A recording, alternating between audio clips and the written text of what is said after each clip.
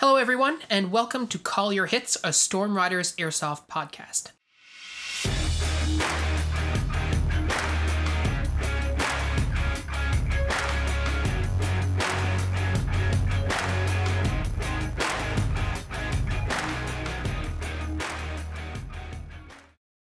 Thanks for joining us, everyone. Today, Pat and I are going to do another Q&A for you, but before we dive in, I wanted to provide an update on Bill C-21. So most of you listening will know by now, the Canadian government introduced Bill C-21 in the spring in an effort to tackle rising gun crime in our country, and one of the articles in the bill would recategorize airsoft replicas as prohibited devices, which would make it illegal to buy, sell, or otherwise transfer them.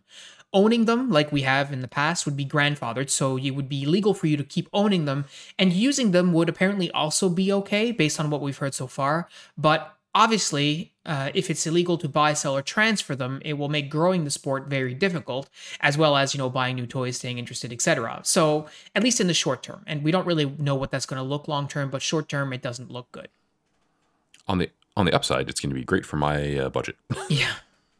And it does look like this bill is going to pass. It's really just a matter of time and whether or not there's an opportunity for us to make any meaningful changes that would actually protect airsoft. So the bill was presented back in May of 2022, and the House of Commons, which is our legislative body, briefly reviewed it and sent it to the committee stage before pausing for summer. Now we're back in session and time is sort of ticking. The committee was set to review it this week, and the government appears to want to send the bill to the Senate for their readings before Canadian Thanksgiving, which is Monday, October 10th. So that timeline has been delayed a few days. The committee stage has been pushed by at least one day. It's still possible that by Canadian Thanksgiving, this bill would be all, clued up. During the committee, which is the stage that the bill is set now, what happens is that 12 members of parliament gather to review the bill, and they make changes that they see fit, depending on what they've heard from their constituents, from business, or the constituents of their colleagues. And so the committee stage is really the one and only hope that we have as an airsoft community to make meaningful changes to the wording of the bill in order to include something that would properly protect airsoft in some way, or exclude airsoft altogether.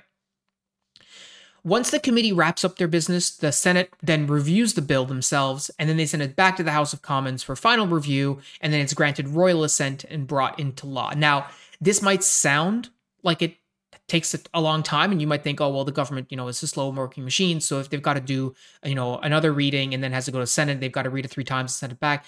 In practice, most of this work tends to be done relatively quickly. So 1 week or less in many, many cases does it take to pass a bill through the entire system. So what does this mean for you? If you're not Canadian, well, I mean, you can, you can send us your positive vibes, so to speak. But if you are Canadian listening to this, please take a second to write your member of parliament and let them know that you are opposed to Bill C-21's impact to airsoft, and also respectfully let them know that your support of them is contingent on their support of the broader airsoft community in Canada. There's lots and lots of templates and guides that you can read to help you write this letter. Also templates you can just basically verbatim copy and paste if you're not comfortable writing something yourself. And you can get more guidance by visiting the website www.savingairsoft.ca. Now is the time. And quite frankly, you should have been doing this a while ago if you care about airsoft in Canada. But that being said, now is the time, and frankly, it's the only time that it might matter, because in a couple of weeks' time, it will be too late. So if you haven't written your MP at this point, you really need to get on that. If you care about airsoft, if you enjoy playing airsoft, you really should be writing your member of parliament. And I think it's worth, noting here that, even if you already have written in before, there's nothing like weight of mail to make people in political office change their mind about things. Quite right. And for a lot of people that who are trying to be more politically active for this issue in particular, writing an email is fine, but you should call your MP's office. Ask to have a meeting in person with your MP if you feel comfortable with that. All the, health regulations and stuff aside, like meeting in person and actual phone calls have the most weight. So if you are comfortable doing that, certainly go ahead and take those steps. I know myself, I have done that in terms of calling. I've written many, many emails as well. But really, now is the time. If you're not willing to do it now, then it's going to be too late very, very shortly. And this is not being alarmist. The reality is that regardless of sort of the change in the wording, the bill is going to pass through government because there's a government majority. So really, now is the time to get your voice heard and engage in the democratic system that we have. So we will give you more of an update. I mean, this is the Monday. The bill is going to the committee is going to meet on Thursday. But based on what I'm seeing in the House order of business, let's call it, that they're only meeting briefly on Thursday, so it's unlikely that the bill is going to be reviewed this week. It'll probably go to next week. But all of this can move relatively quickly. The committee could meet and send it back to the House same day to get sent to the Senate for the first reading on the same day. All of that is absolutely feasible. So again, now's the time. Please go ahead and write your MP. And with that said, let's move on to the show, shall we? So one of the questions that was asked in the Discord that I thought would be an interesting one to talk about in a specific and also in a broader context is, what is a piece of equipment that you never thought you would like or use that you both now like and use? So, with due irony, for me, the first winner there absolutely has to be HPA. There's definitely a point where I was like, oh God, why would you ever do that? That's awful. And now I just want to put HPA engines in everything I own except the Garand. And like, if I could put it in the Garand without it looking like it has a hose coming out of it, I'd consider that too. That's fair enough. I thought that your answer would be more akin to mine, especially in the last little while, and that would be face protection. I think I've been a very strong proponent of people wearing face protection, but not be, do as I say, not as I do kind of thing. I never found face protection that I particularly liked for a variety of different reasons. You couldn't get a good cheek weld, it, caused your goggles to fog up, etc. I didn't like the look of it. I didn't like how, it felt on my face, etc. But since getting my hands on a set of Delta mic, which is like a balaclava with a built-in metal mesh part that covers basically just your mouth, I found that to be both highly comfortable, very easy to use, and it doesn't interfere at all with anything that I do on the airsoft field. Basically, like completely evaporated all of my criticisms of face protection in one go. And so consequently, I can honestly say, if you had asked me like 12 months ago, will you ever wear face protection? My answer would have been, nah, I'm just going to keep wearing a Shima and I'll be fine. I could never have seen myself using one, let alone liking it. And I now both use it every single time. And I do like it. I find it is comfortable to wear. And like, I can at this point say fairly similar thing. So I've picked up a Delta mic since the last time we recorded an episode, and I haven't worn it to an airsoft game yet because we are currently 2 weeks in a row of garbage weather preventing me from playing airsoft with my upgrades that I've added to my HPA setup and my new Face Pro. But I have, worn it around, worn it doing ready ups, gone for a little jog with it on, and I'm astonished. It's super comfortable. It doesn't impede my breathing. It doesn't get in the way. It's perfect. Like, it's really just, okay, this is the solution that I wanted and didn't know existed. Cool. Because previously, like, I've used the Shima for literally my entire airsoft playing career. I have one that I bought probably within weeks of starting to play airsoft.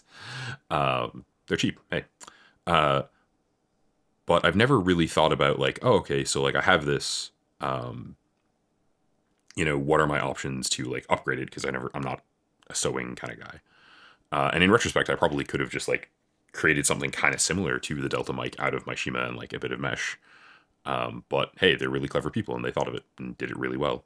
I have used mesh masks. I've used a like plastic mask with some mesh in it, and they're super uncomfortable. They made my goggles fog up. They, didn't fit well. They rusted really quickly. There's just, I don't have anything good to say about the experience of using them other than they kept me from getting hit in the face. And ultimately I went back to the Shima because it was like, well, I don't get shot in the face that much, you know, but it's going to be a little weird to get out of the habit of doing room clearing without a mouthful of Shima. Yeah. Well, I think one of the big standout things about the Delta mic in particular, so that they're, whether it's their Mark 1 or their Mark 2 or whatever you're able to get, fundamentally is that the fabric that it's made of is extremely breathable, right? And so if you compare that to a Shima, which, is not uncomfortable, but it is still like a thick cotton scarf, right? It's not mesh fabric, like a technical fabric. It's not very breathable. And so as a consequence, you get into the situation where when you breathe out, you exhale a mouthful of air in a Shima, it just, that condensation, that exhalation, that heat just stays on your face. Whereas that doesn't happen with a Delta mic. I find they're, very, very comfortable to wear, and they don't get hot in the same way that, other solutions that we've had in the past for face protection really do, right? And to be honest, like the Shima was always more of almost like a fashion thing, more than really, apt protection. Like we never, I don't think, seriously used a Shima as face protection consistently, right? Like I definitely did, to be honest. No. I mean, like you would wear it like when you were going in a situation where you knew you might get hit in the face, but like you didn't wear your Shima around your face, wrapped around your head the whole time. But with the Delta mic, you do. You're always wearing it. Oh yeah, no. I think the Delta mic is a much better solution because it's a solution that won't result in the, and not that it's happened, thankfully, but the shot from 80 feet away that knocks one of my teeth out. Because I've definitely been playing that game for a really long time, right? I've definitely been gambling on that. I think the result with the Shima specifically in this case is like, or what I was trying to say is that I've used it when I've been going into CQB, like when I've been concerned about it, I've put it up. But I also realized from a photo you took the last time we were out that I have really bad posture when I'm wearing my airsoft gear, that my neck is much lower down. And it's because I have a habit of tucking my face behind the scarf a bit when I'm moving around. And I'm probably going to find it a little weird to adjust out of that. But now that I'm aware of it, it's also something that I'm like, oh, it is a lot more comfortable to move around without doing that. Even though I wasn't really aware that I was doing it as such. Yeah, and the other thing about it too is that it's sort of like the seatbelt thing, right? Like that, Shane and I had talked about a long while ago, which is that if something is easy for people to do, then they're going to do it. Whereas if it's hard or if it requires extra effort, eventually you get lax, right? And so same thing when you think back to about our Shimas, like there were times where it was not as comfortable or not as fun to have it up over our face, so we drop it down, which puts you at increased risk. If that's the only form of face protection that you're wearing, and you choose not to wear it at parts because it's uncomfortable, well, you're increasing your risk. Whereas with the snood, you can just leave it on the whole time and you don't have to worry about it, which means you're always protected, aside from your nose, which we've talked about before. But I mean, hey, that's not really what we're talking about. It's really, for your teeth and all that stuff, right? I mean, you're only going to notice that you're getting shot in the nose more because you have put a thing there that causes you to think about it. Yeah, for sure. Absolutely. One of the things that I think is also really like quite relevant there is, like every time, I'm certain of this, every time I've been playing Airsoft and have had a choice between keeping the Shima up and keeping my teeth safe, or dropping it to get my iPro to unfog, I have done the stupid thing and dropped it to let my iPro unfog. Mm-hmm. Yep. Right? So I've definitely used it in a way that thankfully hasn't caused me problems, but like I don't like the game I've been playing the more I think about it. So yeah, happy to have moved to a smarter tool there. Obviously I'll give you a more practical review once I've played a game with it this weekend. But so far, very comfy, very impressed, and honestly, not that expensive. Yeah. Well, I mean, it wasn't expected because you guys did a group order, but if you're an individual trying to buy it from the UK, the shipping does get pretty exorbitant. I mean, yes, but like, hopefully you have friends. Yes, that's right. Fair. Like, this sort of also talks about another thing that we've mentioned before, which is that really, don't write any piece of particular kit off right? Just because you haven't used it before, or just because you think it's not effective or what have you, doesn't mean that it actually can't be and that you won't like it. And I think a good example of that, again, for me, we talked about before in the past, is 2 point slings. I used a single point sling for, what, like 14 years playing airsoft. And I was very much like, nah, 2 points, whatever, blah, blah, blah. And then now using a 2 point sling, looking backwards, I'm like, wow, like it's much better for me. Like it's much more comfortable. It's a much better shooting aid. I don't hit myself in the groin area with my rifle nearly as much now. And there's ways that I can improve my sling usage. I think Sam and I were talking about that, like how I adjust the sling and blah blah. But like the point is, like I never expected that I would like it, and then here I am, right? So I think there's always this point for us as airsofters to really, and we've talked about this a lot, critically evaluate what you're using to see, like, does it actually do the thing that it's supposed to, or is there a better option for you out there? And like a note there that I find really funny that I have to sort of add is I switched to using a 2 point because I'd bought an LMG and wanted a sling that could handle the weight of the LMG, not even the one I'm currently using, the Mark 46 that I had previously, and because I was doing so much like in-field, like popping, plates off guns and like just putting wiring back on and stuff that was really simple, but, required my hands to be free, that I wanted a sling that I could just lock the gun in against my body and not having it flopping around with. And, I remember getting it and getting you to try it as well and like play around with it and being like, yeah, this is really, really good. And I still think there are definitely benefits to the single points that we ran. I think that if I were playing just a huge amount of CQB, it would still probably be my preferred option for a sling. It does enable some of the sort of quick shift weapon handling a little bit better, I think. But for 90% of what we do, the double point is definitely flat better. Yeah, it's definitely more stable. But I wouldn't have expected that. The reason I picked it up wasn't that I thought it would be a better tool for everything I was doing. It was that I thought it would be a slightly worse tool for a lot of things I was doing, but that I would be happy with the convenience.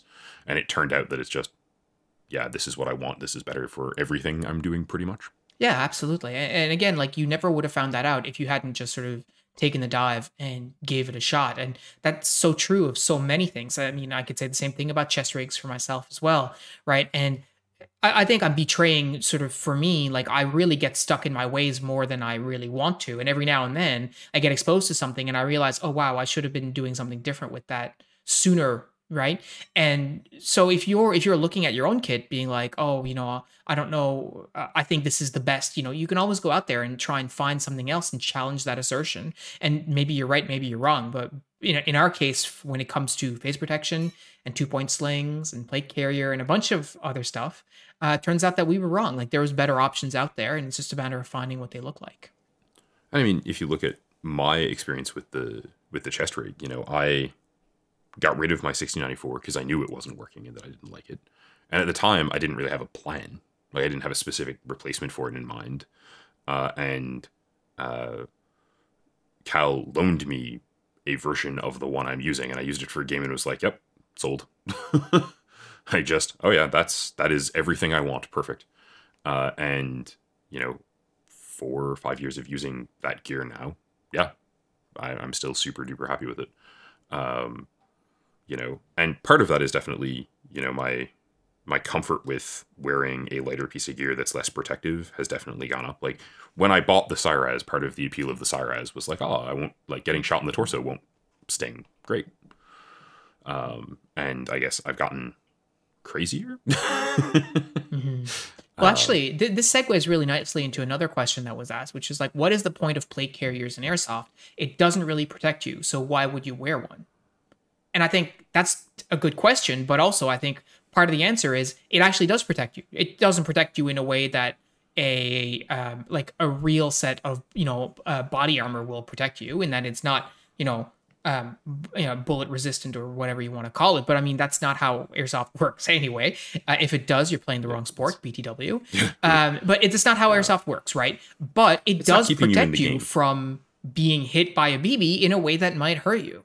And we talked about that, I think, relatively recently, maybe even the last time that we spoke, you and I, Pat, on the podcast around how, yeah, the plate carrier ties into people's comfort levels with respect to airsoft, but it also ties into the other part of airsoft, which is that it's a fashion show, right? It's about LARPing, it's about looking cool, and plate carriers undoubtedly look cool, right? Definitely. I mean,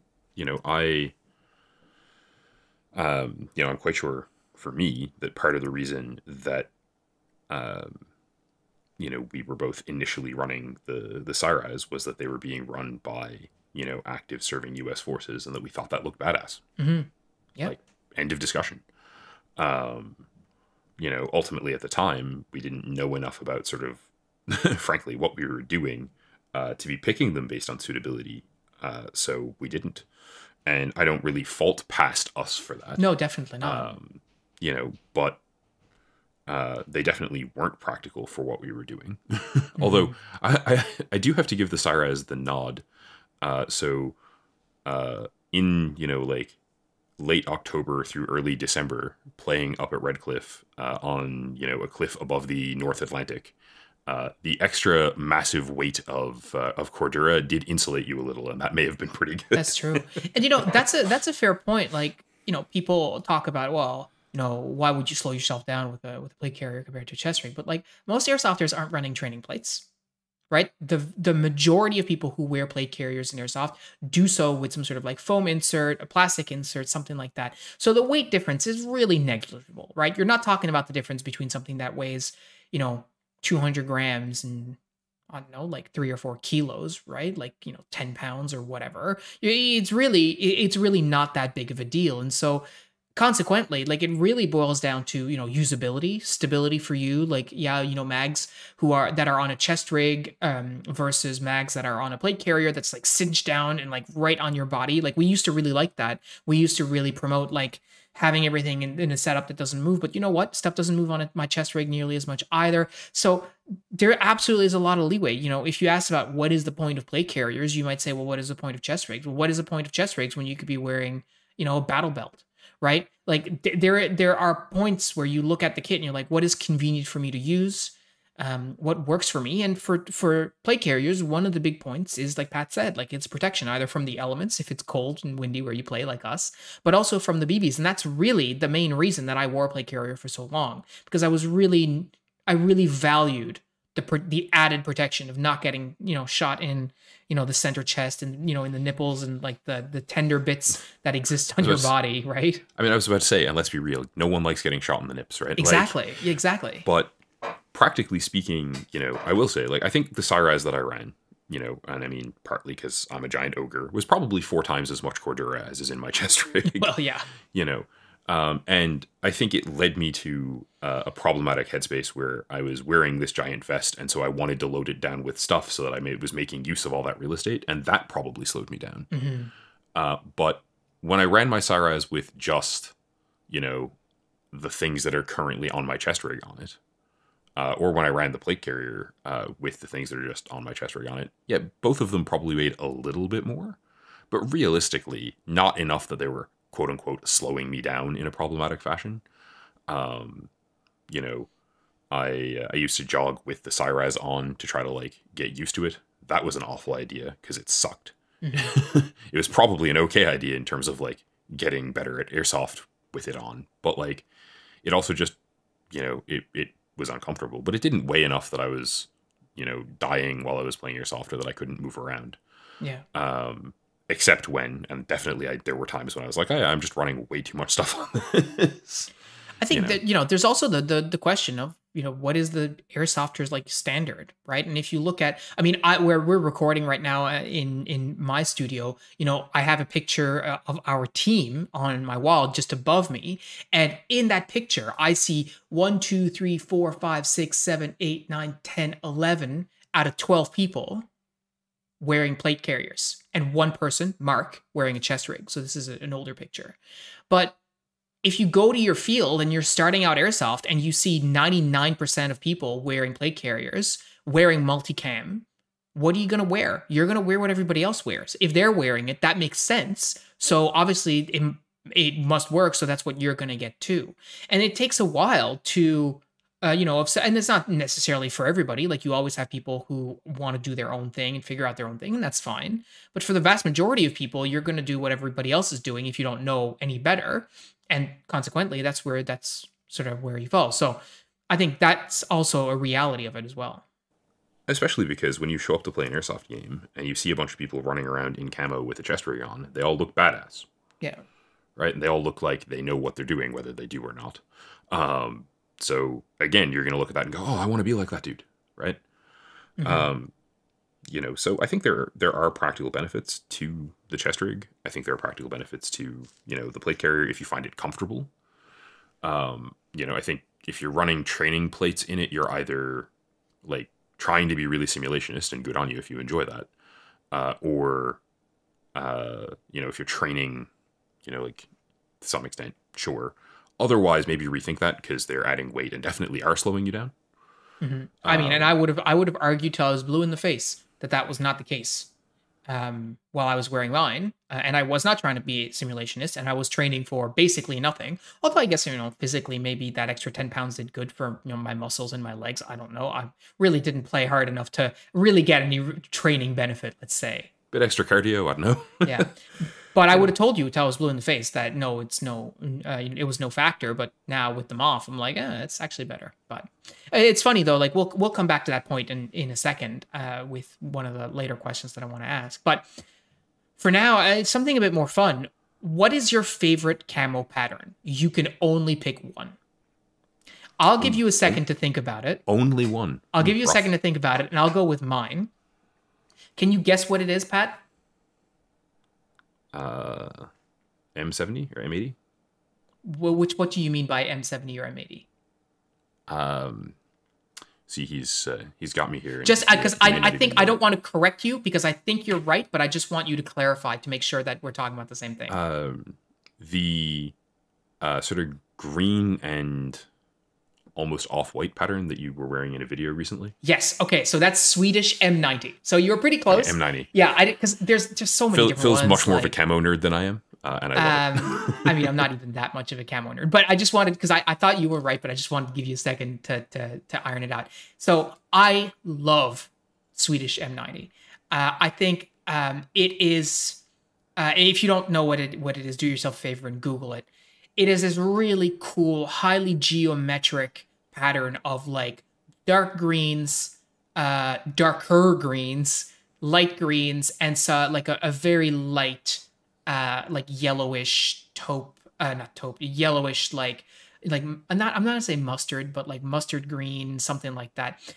It's pretty effective in the environment It's a that pretty we live in. dead foliage green, I think. Yeah, and it's made for Sweden, which has a a Nordic climate, much like Canada. It just looks so cool, man. Like the splinter pattern, I think is what it's referred to or built off of. It's just a really That makes sense. neat looking design. Very cool. Matches our environment really well. I had a local guy, well, not local, but like local to Canada. Shout out to Mick Gear. He made a dangler, like a helicopter dangler for my chest rig out of M90 and looks super sweet. But yeah, it's just my absolute, like, gun to my head, absolute favorite camo, and I would wear that all the time.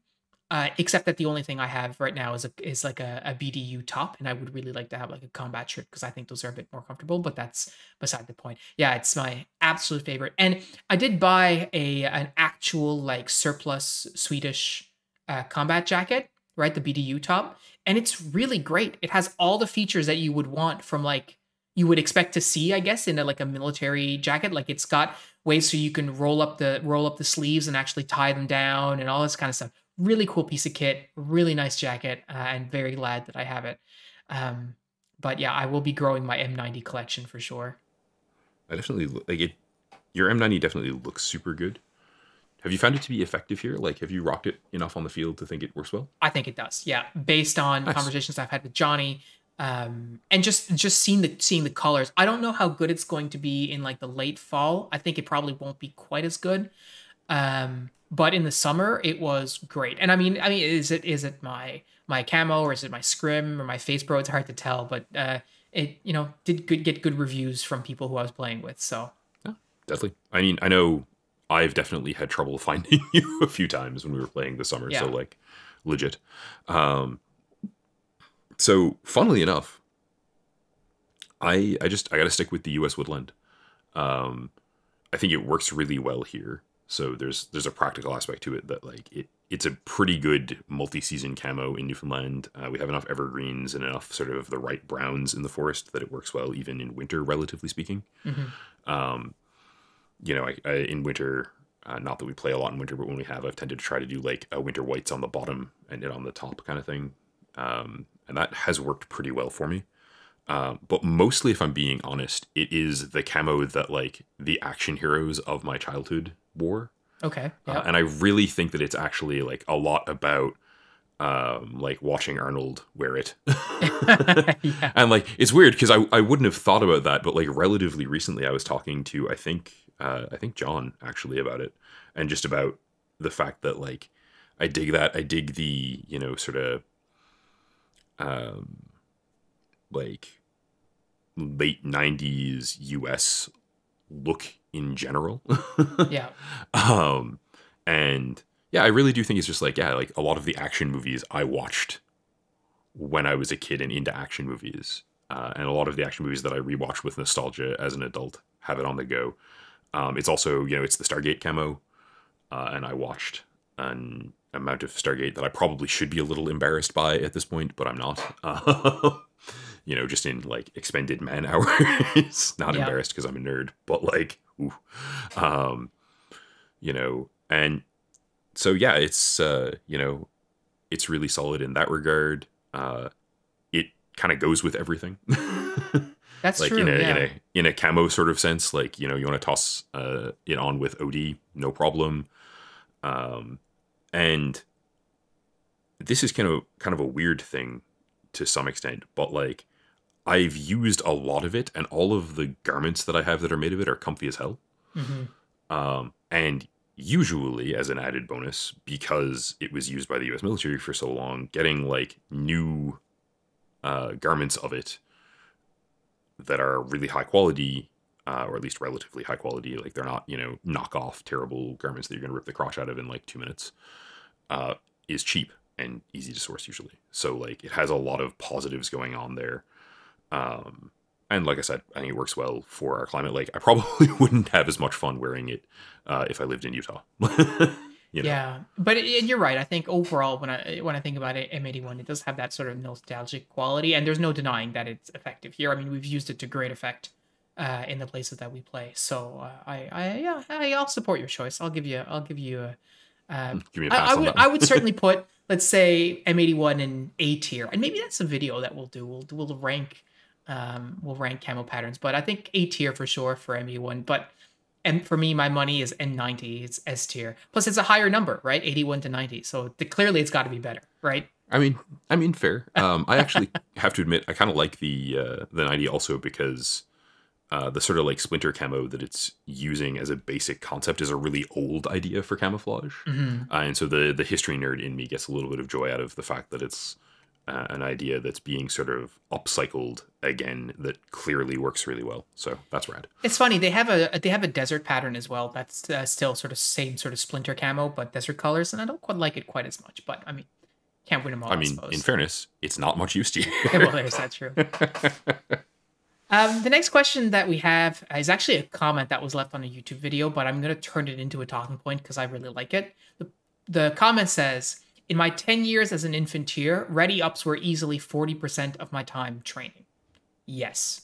We've harped on ready ups so much in the past. And it's surprising because there's still people who are on the Discord who are like, what's a ready up? I'm like, how did you find us and not know what ready ups are? We talk about them literally all the time. But They are your favorite thing to talk about. Why are they're you? How do you not know? well, yeah, like it's so true, right? Like you need to spend your time practicing the things that are going to make up the most important and the bulk of the activities that you do. And for us, when we play airsoft, bringing your rifle up on target, acquiring a set picture, and pulling the trigger is like the bread and butter of most of your airsoft play. Milsim and like scenario games notwithstanding, when you're in an engagement, the most important thing that you need to be able to do is hit your opponent before they hit you, and the ready up is one of the best ways that you can train getting better at that. I mean, cover utilization and all that stuff, that's all fine, but you can always incorporate ready ups into that practice, right? And the primary skill, like get in cover, get in a good position, but you're still gonna need to pop up, get your gun on target, Yeah. and shoot the guy if you're gonna win any given engagement. It's funny actually. I have recently had a really positive ready up experience that I kind of want to share with the class. Haha. Which is so. I have, as we've talked about before, a M249 Para, which is definitely the heaviest gun I own. Arguably the least practical as well for some aspects. Like I said, we don't play enough, milsim to get the benefit out of it, but it's super fun. And for the last couple of weeks, I've just been doing my ready ups with it because it weighs twice as much as my other rifle. And it's like, yeah, this is definitely better for like my ability to hold the lighter gear stable and steady and on target. Yeah. And it's one of those things where I hadn't really thought about it prior to just like I did a few with it one day because I was like, oh, this is cool, and picked it up and did a few ready ups. So I was like, I should be using this for my primary training tool for this. Like, so I'm alternating between using the M27 because I want to be able to get used to like coming in on the scope correctly. Like I want to have that in muscle memory, and just using the 249 because it's a chunk. So there you go. I found a practical use for the 249. Well, and I think you're talking, you're talking sense. Like if you've got different airsoft guns that you're going to use, you do need to practice ready ups with different ones, especially if they're different optics or iron sights or what have you. Like all that factors in different weights, different handling. So there's all of that plays into it. But the bottom line is when it comes to ready ups, like that can be the bulk of your training, and you don't need to go out. You don't even need to shoot a single BB to get your ready ups in. We talked at the beginning of the year about how many ready ups we wanted to do per week, at least for me, being able to do 25 ready ups on each side or what have you. And like that takes no time to do. But if you add it all up, you can be doing hundreds, if not thousands of ready ups before anybody else is doing them, at your local field. So assuming you're doing them correctly, they can be a huge, huge benefit to your training. And the fact that, we've all often said that just because the military does it doesn't necessarily mean that that's the best thing to do. But when it comes to essential skills, especially for people who are, utilizing, rifles, etc., as part of their job in a context that is tangentially similar to what we do, which is exchanging firefights, for their stake, of course, their stakes are much higher than ours. Some of those foundational skills are important. And are similar. And so when it comes to ready ups, like they should be the bread and butter. And if you're listening to this podcast and it's your first time hearing about ready ups, well, firstly, welcome. But if you've been listening to this podcast before, you know how important they are, and you really ought to be doing more than you are doing right now. Unless you're Jordan, in which case carry on. The rest of you, though, probably ought to be doing more ready ups than you're doing currently, because quite frankly, it can only help and benefit you on the field, as this commenter sort of hinted at. 40%. They do a lot of other stuff, whereas for us with airsoft, you really the only thing that we do, and you not want to spend 40% of your time doing ready ups, clearly. But when you're thinking about investing time into getting better at airsoft, ready ups need to be your bread and butter, your main thing that you do for sure. 100%. I think I would put like practicing reloads with your mags on your gear at a sort of a second, but it's a distant second. And and even then, do a ready up, reload your gun, do another ready up, right? Like absolutely 2 to right? 1. Like training that muscle memory. Yeah. Period. And I've done certainly still probably, although I honestly I've been doing pretty well on actually doing my ready ups every week, so maybe I'm starting to push it past it. But for a very long time, I indisputably my primary, like my best airsoft skill was dropping my rifle, like lowering my rifle, pulling my sidearm and firing. Because I've just done it so much because I find it really fun. But I've also, like I gotta say, the more I do ready ups and the more that I see the impact they have on my ability to like win things that would otherwise be me getting shot at airsoft games, the more I'm like, yeah, this is a really good way to do. It works well. Especially You on your know, offside. Like, what a difference. And it's so quick. Like, if you haven't done any ready ups on your offside, start doing some and you will notice how much better you get so quickly. Assuming you're not already ambidextrous. If you are, carry on. But for us mere mortals, yeah. if you're already ambidextrous, then like great for you. But for those of us who uh, feel awkward and shitty when they're shooting on their offhand, it is amazing how quickly you can make Yeah. that feel substantially better. Yeah, absolutely. All right, so that's it for ready ups. Last question. Is the biggest misconception in airsoft really the range of our rifles, or is it more about how effective real military gear is, and isn't that much more damaging to the sport? So I think there's a lot to unpack here, no question. So firstly, obviously, because we've said before, I think that one of the biggest misconceptions in airsoft is absolutely how far airsoft guns shoot. People consistently misjudge how far their airsoft gun shoots, and even deceive themselves about how effective they can be at range. And not just new players, but returning players, players who've been playing a really long time. We see it on the field consistently. We see it a lot on social media. We see it a lot in the comments. People being like, "Oh yeah, my stock Crytek shoots 400 feet." With no RHOP and stock barrel and stock everything, consistently making shots out to 400 feet, and it's like, nope, not a chance. We appreciate your optimism. Carry on. Yeah. So that definitely is a huge misconception. But this last bit that they asked about how effective real military gear, and especially about how that's being damaging, I think is an interesting one.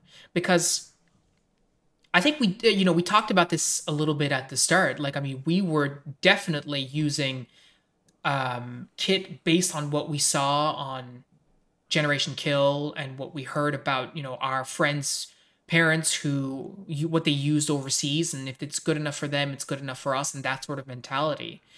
And Definitely. I would certainly say that caused us to use that kind of kit for much longer than was really necessary. Even though, I mean, it felt cool and that was all, fine and dandy. But it was definitely holding us back, I think, to a certain extent. I'm not sure if it's damaging though. What would you think about that? So I think part of that might actually be, somewhat our.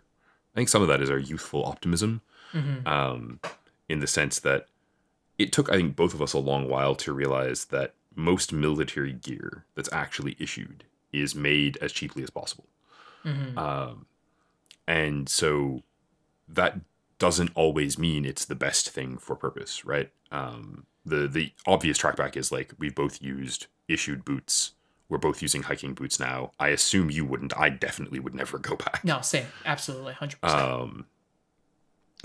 So yeah, okay. That's definitely a distinction. In terms of damaging, I think there's the perception that real military kit is really, really good and you should do it. And I'm sure that wastes people's time and money, but I'm not sure I'd frame that as damaging so much as I would be inclined to frame it as like a learning experience, because that's what it was for me. Like, I don't feel like I was messed up because I spent time using gear that probably I shouldn't have. And I mean, in fairness, like, if I'd spent a huge amount of time in those boots, it might have jacked up my feet some more. Yeah, that's fair. Yeah, because they're pretty lousy boots. So but like, not if you're like playing airsoft, permanently, right? Like, you wouldn't have been, Yeah, paralyzed or it's not- amputated as a result. I mean, no, like, not not saying at that all, it right? can't Like, happen, but like to us but, like, in normal use, right? yeah, like, if you're playing airsoft twice a week and you're playing extended games, then like, definitely I encourage you to get a pair of decent boots. And I'm going to tell you for free that the ones at your army surplus for $20 aren't decent boots. But, damaging is perhaps a bit more strongly than I would phrase it. I do think you should shell out for good gear. Some of the stuff that we've used is, military issue, mil spec kind of gear. Other parts less so. I think it's probably very expensive to play airsoft and really be super into that sort of gear. Like we both ran replica MBTIR radios that were junk. Hmm. Really, like, let's be real, we paid twice what we paid for our current radios for them, and they were garbage. They Yeah. looked really cool, Yeah. undeniably, and like from a cosplay completing the look kind of direction, they were great. But practical value, limited. Um, you know, damaging, no. Again, like, expensive. Yeah, um, there's also this notion of like you see people at the field who are wearing military gear or real military gear or whatever, and you as a beginner you immediately think, oh, these guys know what they're doing, these guys are serious, these guys are good. And I certainly think that it's a misconception to think that someone is really good because they have good gear or they've got military grade gear or what have you. And in point of fact, if they're wearing military grade gear, they're probably not necessarily as good as their gear probably makes you think that they are, because the gear is going to hold them back in some way shape. Like I think yeah. about some of the Canadian Forces gear, like you see a guy show up and like rolling up in full cad pat with like a Canadian Forces like load bearing vest or whatever, or I don't know what they're like today, but I remember when we started playing they were absolutely garbage, right? They could carry like 5 Oh mags God, total, they're like they were just gross. So somebody's wearing that and you think, oh wow, this guy's serious, but actually this guy's hampered by the fact that he's only carrying 4 mags or whatever, right? So there's some of that too. Again, I'm not sure. I would certainly echo your sentiment. Like I don't think it's damaging. I do think it's a huge misconception. I do think that people, just like we do or did, I should say, think that military gear is the be all and end all for airsoft, and that is just not the case, right? yeah, for certain, and like, the only way I can see it being what I would actually call damaging is if you're wearing something that like actually is hurting you, right? Yeah.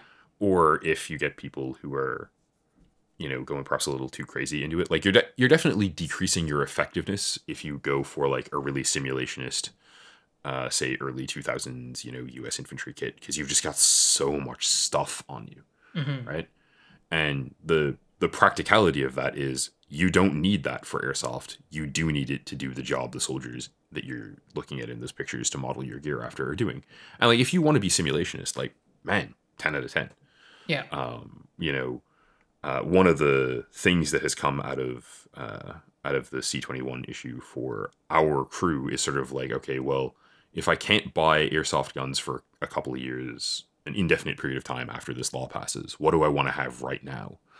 Hmm. Is a real question. And like, um, there have definitely been conversations with John about doing more like historical stuff. There have been conversations with a number of folks on our team about like, oh, do we want to like try to put together, like AK loadouts so that we can be like, oh, we're all going out this weekend, let's all bring AKs. Um, and I mean, one of the funny things that puts forward for me is like, you guys hopefully saw the video of Phil using an AK from a couple of weeks ago. The Chicom chest rig's fantastic. Like if you're putting the mags that are supposed to go in those mag pouches in it, it works great. Hmm. Like it does really, really well. It doesn't have any extra real estate for your radio and other stuff that I like to run, but like I could move that to a battle belt and run one of those comfortably and run an AK. Or stitch one on there. Who cares, right? Yeah, that's true. I already said I'm not great at sewing, but I do know a couple of people who I could talk into it. Hmm. Um, so there's perhaps damage in going like, oh, I'm only gonna run things that the U.S. military runs. Like that could be a thing I'd interpret as like a really bad idea.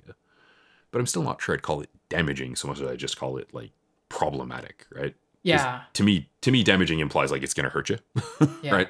And to be honest, Um, like if you think about the misconception of the range of airsoft rifles, I also wouldn't call that damaging. I think it's, like you said, problematic, and it holds a lot of people back in the same way that using the wrong gear will hold them back. I would certainly wouldn't call it damaging.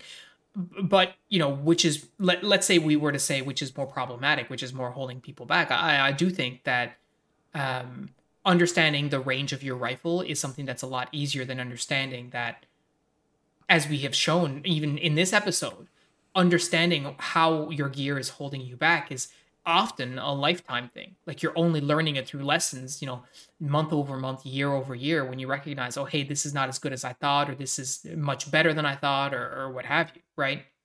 And in practice, most of the upgrades and changes to gear on our team, like the switches to chest rigs, the switches in what we think is the right sling type to be running or the right sling to be running, have been born out of someone on our team going, I think I'm just going to try this different thing. Agree. You know, and sometimes the result has been like, no, that different thing didn't work out super well. Shrug. Mhm. And other times it's like, nope, you should all try this.